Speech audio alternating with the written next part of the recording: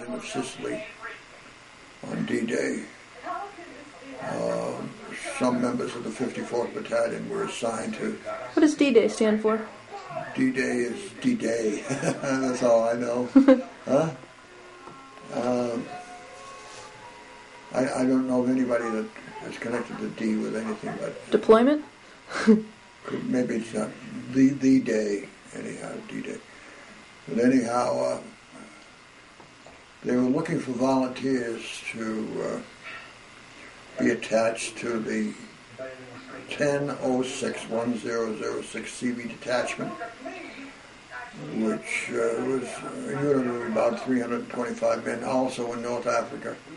But their main job was to handle these pontoons that fit on LSTs and were dropped in the water on the beaches. The LSTs would pull up to them and unload. This avoided dumping men materials into deeper water. So the 1006 made the trip to Sicily, and they had some losses and some medals given out. And they also went to Salerno in Italy, where they lost. The casualty rate was 25% of that unit. Some deaths, the rest were wounded. Many were, although wounded, were slightly wounded. All those either seriously or slightly wounded were returned to their unit. But they were short of men, and they asked the 54th, which was almost ready to be returned to the United States, volunteers, and I volunteered for two reasons. One, in a historical sense, we all know where this unit was going. I mean, of course, to England, but on the big invasion, wherever it was going to be. And also, so a sense of history made me want to go along. And the other thing is the 54th Battalion, I'm sure, would go back to, what's that mean? Look at me. To the United States, and then be shipped out after refitting within a couple of months, which is exactly what happened. The 54th went to the Philippines. They made it home for Christmas. And I was told that they would. But since I had no wife, child, and so on, I love my parents dearly, but I figured I'd try this grand adventure rather than being shipped home and then shipped out again. So the grand adventure went out, and I went with the 1006, so we took the long trip by LST to England, and we were stationed, split in really two groups, one in Falmouth, England, and the other where I was in Plymouth, England.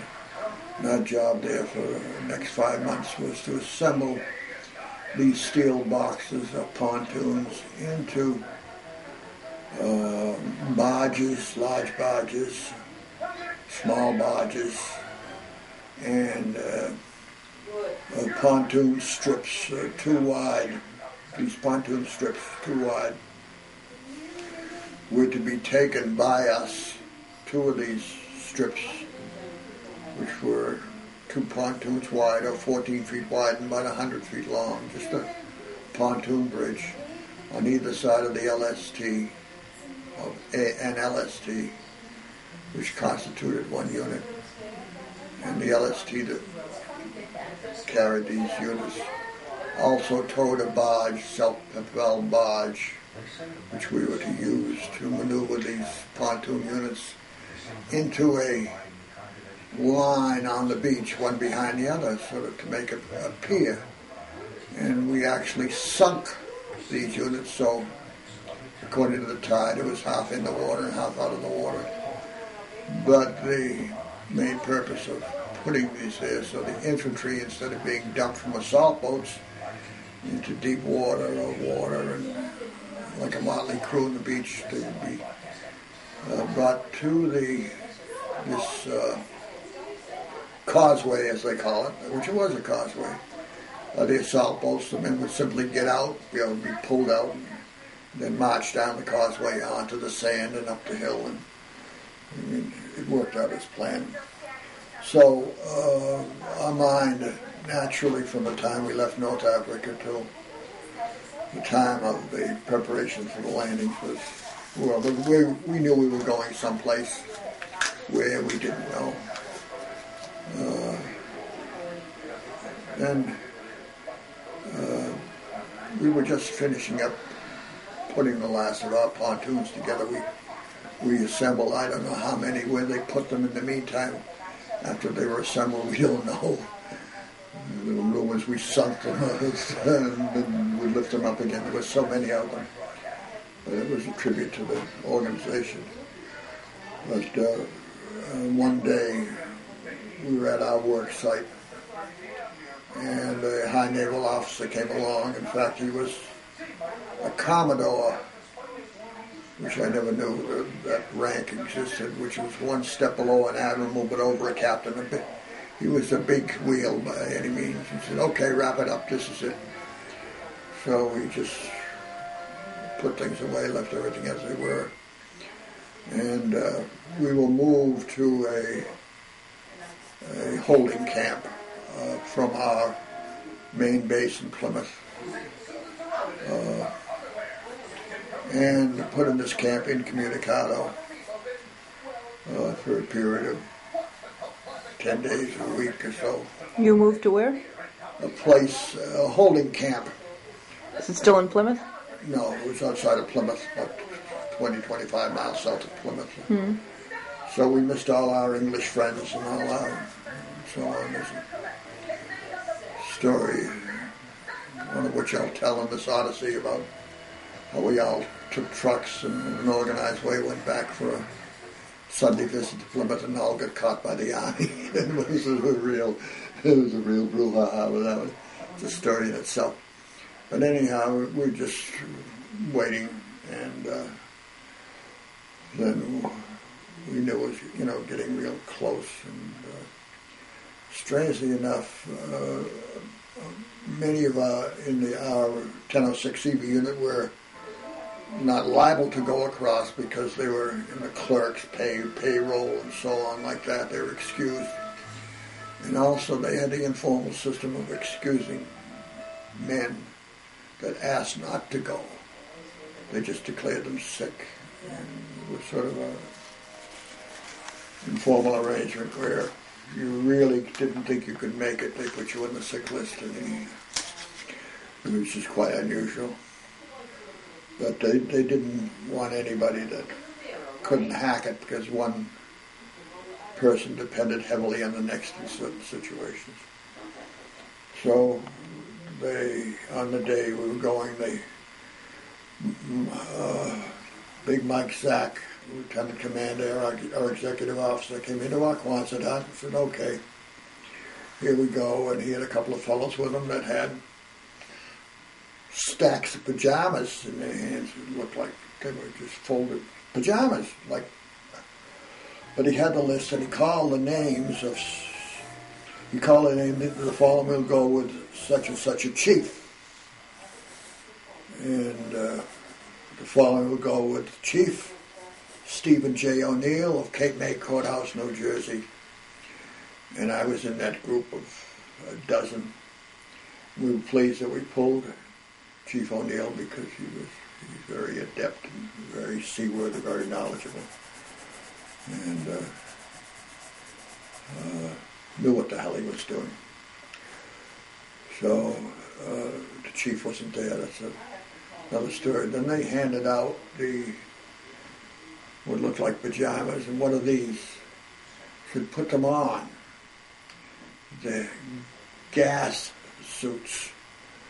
Well, they were an impregnated cloth, looked like pajama cloth with this whitish, pinkish stuff, which would supposedly protect you against the effects of poison gas, like a mustard gas or any skin type thing. We had our gas masks, and we immediately looked at they gave us all new Army-style gas masks. We immediately went to our gas masks, which besides in the gas mask cover, there was the gas mask itself, plus all our candy and cigarettes was used as a catch-all.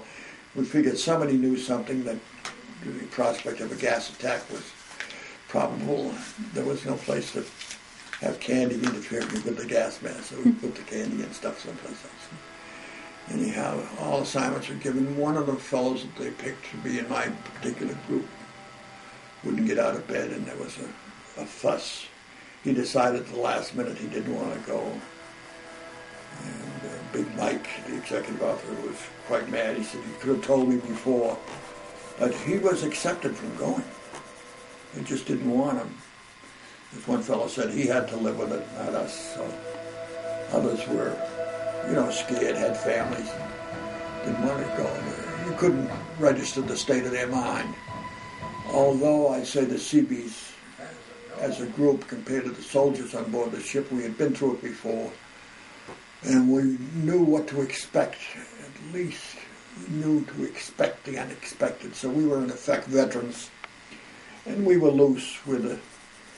So they pulled us down to the dock area. Oh, among other things they gave us was script, like they gave us in Sicily, only this was like monopoly money made out in francs. Huh? I mean, the planning detail went down to the fact they gave you money so you wouldn't have to steal from the civilians if you wanted an apple or whatever. And it was quite a note of the degree of completion of that planning. So we were sitting there on the docks with our little extra bag we always carried, a little change of underwear, sitting there in the gas suits, our helmets, our rifles, and so on. And in the meantime, the chief was late in arriving. We knew the chief was probably finishing his last bottle of Johnny Walker Black Label Scotch. He always loved that. Although I can say as the Seabees in general, there was no alcoholism when duty came, but this is his last fling, and we knew he was doing it. So we waited and we waited. Little groups. Hold on one second. Wait a second. So he had his bottle of Johnny Walker, and no, he was finished. He wasn't there yet. Okay. So we sat down on the dock in Falmouth, England, which was probably the furthest place in southwest England that the convoys would leave from. And we're waiting for the chief, just waiting at the time, and looking at the harbor, all filled with ships, escort ships. Some of the ships had barrage balloons attached to them. What are those? By wires. A barrage balloon actually supported a wire up several hundred feet in the air.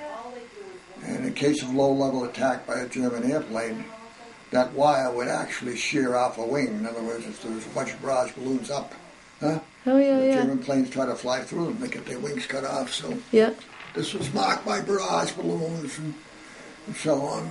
We didn't like the weather. The water was choppy, and we started to register the signs, the good signs, the bad signs, started to read the signs. And one of those early signs we read about this invasion, the water was choppy, and which meant a lot to us because when at the time of landing they dropped these string of pontoons on each side of the ship, then we'd have to get down on the pontoons, which had no rails, just a bare steel deck rolling in the ocean like a cork on the water, and we had to keep our balance, and the water was the least bit rough. It was it was dangerous. But anyhow, we got a little bored waiting for the chief to show up, and Big Mike was, the word he was bullshit looking for Steve. But the rest were being assigned to different boats, and the boat crews would arrive and take one group and the other group, and so on. In the meantime, we got bored. We looked across the street, and this was right across the street within a good throw stone. There was a pub. So we went into the pub with full gear, and like some watched our other gear, just sat there and just wasted. What town was this? Falmouth. This is like a little harbor down the Cape or something, if you can imagine. Very informal, not. Yeah. So we went in the pub, and the old timers were in there, the bartender, and they looked at us. We had our rifles, we were smiling, and gave us a round of beers, set us up, and he did. And we were sipping the pints. We didn't want to. No question of living it up. It's just a little change. laughing and talking. They knew where we were going, and we knew where we were going. But if you can see how informal it was actually funny. And then we were just about finishing up, and I took out my script money for the francs and put it down. His payment, he looked at it, he says, "Go ahead, fellas, good luck," you know. But what a breach of secrecy, you know. You're actually saying you're going someplace, you got the money, you know, the German spy leaning on the next thing. But we couldn't conceive the Germans didn't know we were coming. It's just beyond our comprehension. So we got aboard the LST. Oh, Steve arrived, and he was smiling. Mike was mad. Big Mike, the executive, was mad. We got aboard the ship, and the ship was loaded with Army personnel and vehicles. The vehicles, in this case, were tank destroyers. This was not a tank. It was like a big half-track with an anti-tank gun on it. It's just the style of weaponry we have. And the soldiers to the rail, and they're saying, "Oh, here comes the Seabees," and, you know. And we went from a small boat. It was noticeable this afternoon. We didn't climb to the ladders with our big packs and rifles. A couple of guys just hopped up. We passed up the rifles, and you know, we just did it automatically. It was good. And laughing and saying, "Oh, there's the Seabees." There was a sort of mystique about us, you know. And then the chief came up, and he said, "We're at our quarters, our bunks." And the officer of the decks, he said, the officer of the deck. I was going to sit down with the rest of the fellows. The trip could at most take a few hours overnight or something like that. And we'd rather be on the deck of an LST than down below. Yeah. Because one torpedo with an open deck, the LST would sink them. So we'd rather stay with the weather, whatever it was. And Steve asked for the officer of the deck, and the officer of the deck said, "No, all our troop compartments filled up with non-com sergeants and so on. The rest of the men had to sleep on their vehicles, you know." He said, "Oh, no, wait, get the captain. Get the captain." And he got the captain. The captain came down, he said, "Look," and he's there, he's telling the captain. He said, "Our men are going to be the first off this ship, and you know it." He said, "I want them to have whatever sleep they can get in a decent bunk, you know, and you arrange it." And the captain turned and whispered in the moment, we got our bunks. We didn't like it, but we couldn't cross the chief. And there were the sergeants being thrown out, and the rest of the sergeants that were there left, you know, looking at us like, "Who the hell are you?" type thing. It was immediate animosity. And then, being pros, we looked up at the hatches. And we all looked, this compartment, that compartment, we went up. And we opened the locks and the hatches, you know, and so on. "Sergeant, what are you doing that for?" I said, "Sergeant, if you feel a big thump, you just drop all your gear and you go out that hole right up there." "Oh, yeah? Yeah, it happens fast." So the sergeant went down to have all the soldiers check their hatches to see if they could open them immediately. They were getting to the point. And then they were looking at us like we were something else again. So, the soldiers were up there when Steve was arguing about bunks. And, the Seabees will get out first.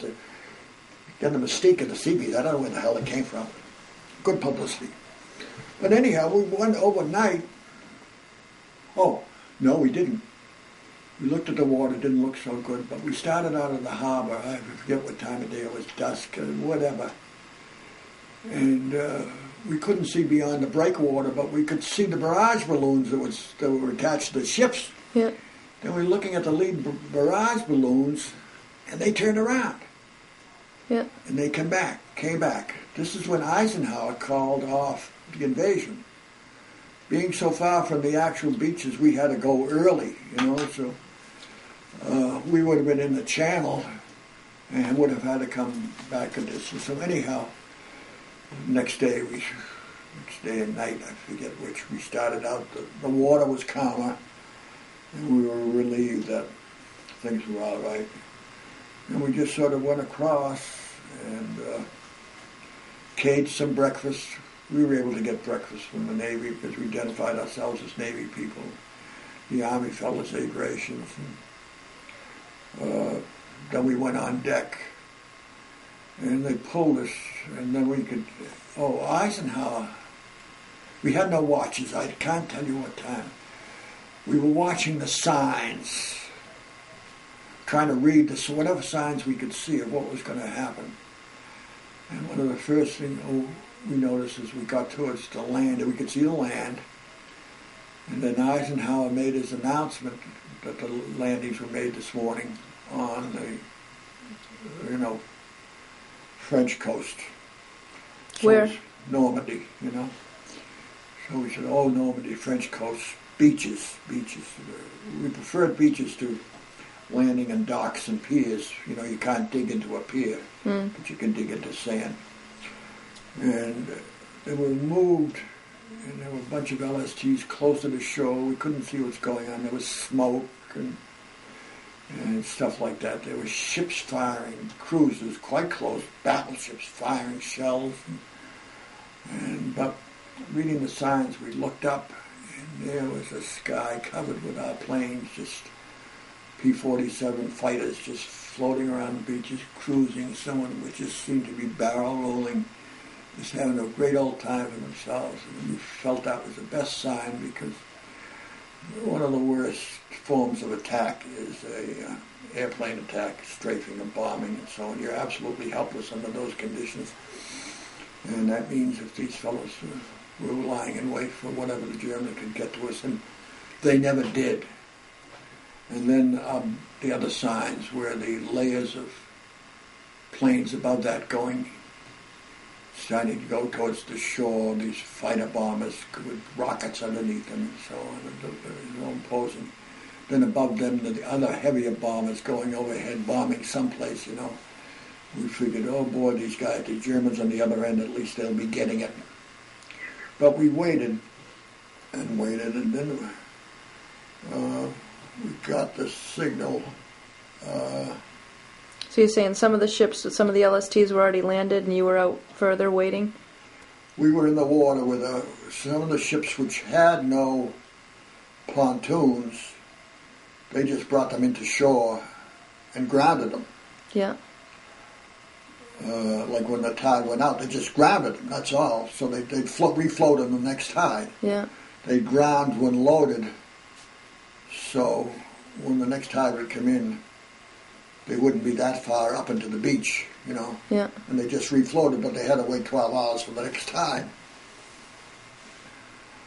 But our LSTs weren't grounded because we had to launch our pontoons into the water. So we were told to get ready, and our chief, O'Neill, was the first to go over the side, and the ship's boat took him and back to get our little pontoon barge, which had motors on it. Yeah. So now he had the barge, and he was floating out there, and he left me the speaker, the megaphone. He said, all right, Bowen, you give the signal on one side when I give you the signal. He in the boat and me in the ship. And they had to take these mauls to break the chains, not cut the chains, break the thing. And so all at once, so that the pontoons would just drop into the water and splash. Well, first one side, then the next side. So he got. What's the purpose of the pontoons? Pontoons were to form a causeway on the beach. Each section we tow in, put one behind the other. The first one would be. So forming like a little pier or something? A pier, that's what it was. Yeah. A causeway. Yeah. But it wasn't for vehicles this time, it was for infantry to come ashore. So, like a bunch of people landing in a subway station, the same parallel, just get off and march ashore. Yeah. We're talking about thousands of men in a very short time. Yeah. And the way it worked out, it was extremely efficient. And we did land thousands of men, thousands. They marched. But anyhow, we got so far. And then they stopped. They stopped us, and this is another sign that the small boat and the ship, they were to take the small arms ammunition out of the ship's magazines, ammunition locker, bullets, machine gun bullets and so on like that, put it on, bring that ashore. We says, if the fighting's that bad and they're that low in ammunition, it must be pretty tough. We couldn't see beyond the top of the hill. Yeah. But in the meantime, before we got that close, they had succeeded in getting to the top of the hill. So it was about... What's the name of the beach? Omaha, the code name. Omaha, bloody Omaha, they say. So to shorten it up, all the ships that had the pontoons were dropping them. We put the two pontoon strings together and towed them with a barge to one spot in the water. And there we are, we're floating with all these pontoons floating and all these men just in the water. Now to go ashore and not go ashore, and then we got the word from, on the way, we got the word from Mike Zach. I don't know how they signaled. The cruiser Augusta was out there as the command ship. The generals were aboard and all the communications aboard it. And you know who else was aboard it? Who? Who was the postmaster there? Steve Darcy. Oh, yeah. He was a yeoman, a typist there on the... Mr. Darcy from Hamilton. He always used to be on D-Day in the paper, being on Omaha Beach at D-Day. But you were really there. And I'd say, Steve, how come you get your name in the paper every anniversary of D-Day there and you dress blues bending a typewriter, and I was down in the sand there on the beach, huh? Nobody asked me, but anyhow, and Steve would laugh like hell, you know how we were. So anyhow, Big Mike, Zach, said to Steve O'Neill, he said, take the barge and go down the beach go down the beach and see if you can find some beach markers. These were these colored, what a tent, on a tennis court, the middle divider, the net looks like. This was all a big net, only it was solid color, like blue, red, green. Yeah. And that was the name of the beaches. And we couldn't see anything like that. He said, go down to the beach and see if you can find... Those are the code names to divide the beach points? Into sections, arbitrary sections. Yeah. Red beaches, green beaches. Yeah. So units wouldn't be mixed up 1 mile apart. And we started ashore, close to the shore now, and we looked out, and there's a series of shells hitting the water, but 1, 2, 3, 4 in rapid succession, like that. And one of the knowledgeable fellows says, 88s, Well, I guess they were German, but... What's 88s mean? 88 millimeter, a very famous German anti-tank, all-purpose gun. Yeah. So we looked sort of at Steve, and he was like a rock, just looking at the shore, and he's pointing. We got up to the beach, and there's a slight rise in the sand. And I described the beach as being eerie. I mean, nothing was exploding. Soldiers were coming out of landing craft, just, walking along like a Sunday stroll. Huh? Yeah. So we came up on the small rise, and there was this Navy officer, he was a doctor. He said, come here. And when we got to the top of the rise and onto the beach, there were rows and rows of American soldiers lined up. Our first impression was they were corpses. But they weren't. They were wounded. And then we saw the corpsmen, the medical men jumping in between them with intravenous plasma and all this. And these poor guys, they were on their floor. We just took a look at them. They had that M for morphine. They were all doped up and in bad shape. And the naval officer they marked them, the guys? Yeah, I guess when they give them an injection of morphine, they marked them. so they won't double up on the injection. Yeah. Okay? I mean, that's the Yeah. M. Put a big M on the floor. But anyway, there were dozens and dozens lined up neatly, and the medics were going from one to the other. You guys were walking along the beach looking at